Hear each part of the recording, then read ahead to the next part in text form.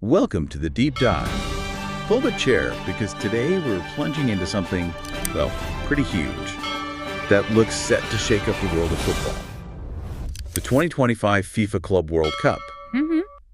We've looked at the source material you shared, and our mission here is really to understand why this thing is being called a football revolution.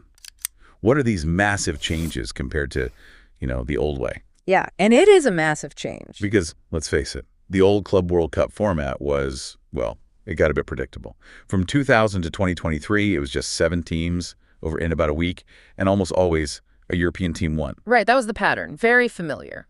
But the sources are saying 2025, it's not just a tweak.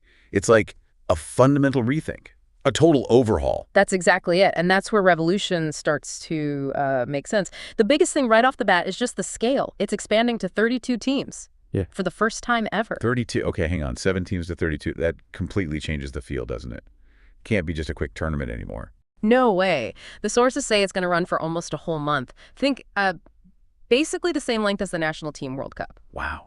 Yeah, it's a proper long tournament. Yeah. Requires real squad depth, navigating group stages, knockouts.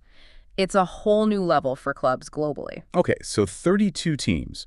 Let's unpack how global that actually makes it. What's the breakdown? Because global showdown sounds good, but what does it mean in practice? So the allocation is designed for that global feel. You've got 12 teams from Europe, which, reflects their current strength. Sure. But then, significantly, 6 from South America, and then 4 each from Asia, Africa, and North America, plus 1 from Oceania and 1 for the host nation team. Right, so it's not just the usual European and maybe 1 South American giant.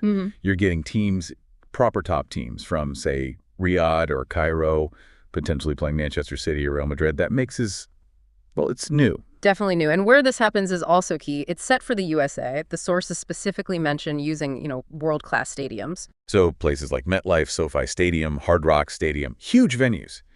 And with the U.S. hosting the 2026 World Cup, this feels very much like a big test run.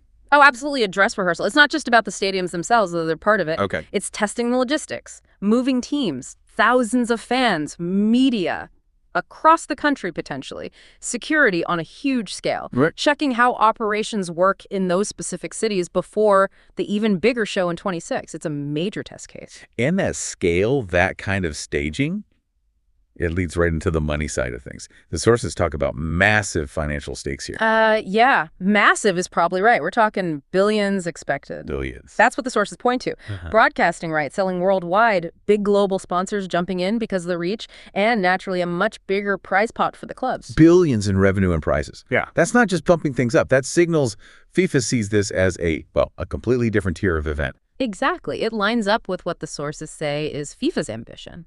Making this the second biggest football event globally, right behind the World Cup. That financial backing is what makes this whole expansion feasible. So putting it all together, you got the jump from 7 to 32 teams, this month-long format, truly global participation, the big U.S. stage as a World Cup preview, and just enormous financial backing.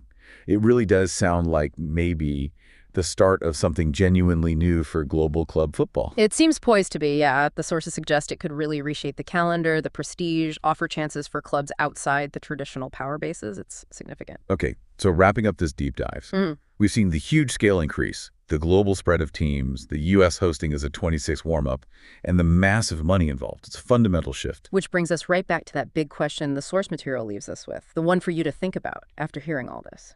Who do you actually think will win this very first 32-team FIFA Club World Cup in 2025?